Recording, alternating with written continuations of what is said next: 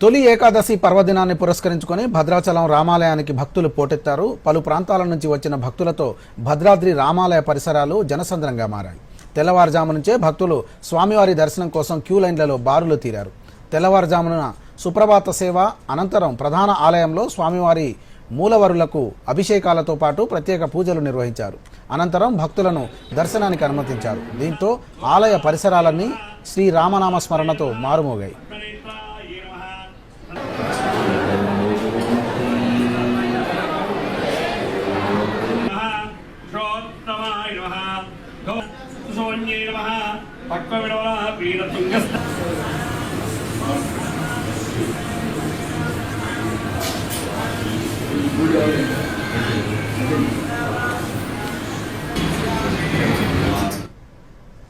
ఏకాదశి సందర్భంగా భద్రాచల దేవస్థానం నందు సుమారు 11,000 మంది భక్తులు శ్రీ స్వామివారి దర్శనం చేసుకుని స్వామివారి తీర్థ ప్రసాదాలు స్వీకరించి చాలా హ్యాపీగా భక్తులంతా అంత ఆనందంగా ఇంకా భక్తులు స్వామివారి దర్శనాలు ఆదివారం సందర్భంగా చేసుకుంటూ ఉన్నారు. భక్తులకి అవసరమైన అన్ని సౌకర్యాలు కల్పించడం జరిగింది.